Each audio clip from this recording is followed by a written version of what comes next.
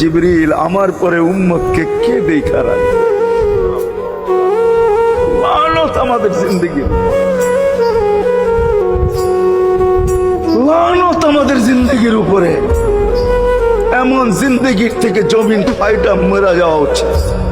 আমি তো মাঝে মাঝে বলি আমাদের জমিনটা উল্টায় যাওয়া উচিত, যে মৃত্যু সময় বলতেছে আমার উম্মতকে কে দেখা রাখবে।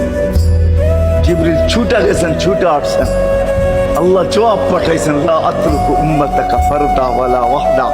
বন্ধু চলে আসেন, আপনার উম্মতকে আমি দেখা রাখবো, আমি দেখা রাখবো।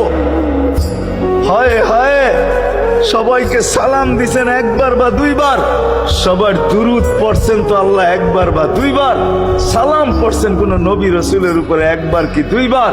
আর বন্ধুর সালাম প্রতি জুমা ইমাম আছে, খতিব আছে, ইমামরা একটা আয়াত পড়ে কোরআনের, ইন্নাল্লাহা ওয়া মালাইকাতাহু ইউসাল্লুনা আলান নবী ইয়া আইয়ুহাল্লাযীনা আমানু সাল্লু আলাইহি ওয়া সাল্লিমু তাসলিমা। এই আয়াত আমাকে অনেক কিছু বোঝায়।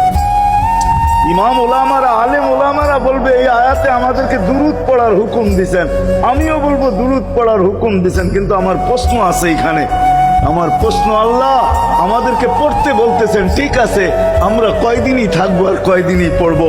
একদিন তো আমরা মারা যাব, তো আপনার বন্ধুর উপরে দুরুদ কে পড়বে? আল্লাহ বলে, বেওকুফ, দেখোস না ফেরেশতাদের নাম নিছি, ফেরেশতারা পড়বে। আমি যদি আল্লাহকে উল্টা প্রশ্ন করি, একদিন তো ফেরেশতাও থাকবে না, মালাকুল মউত মারা যাবে। আপনি আরশের নিচে লিখেই রাখছেন, ইন্নী কাতাবতুল মাউত আলা মান তাহতা আরশি আল্লাযী হাইলা ইয়ামুত ফাহুয়া ফাওকা আরশি। আমার আরশের উপরে যে সে চিরঞ্জীব, যে নিচে আছে তাকে মৃত্যুর স্বাদ পান করতে হবে। একদিন তো ফেরেশতা মরে যাবে, আমাদের নবীজির উপরে দুরূদ কে পড়বে?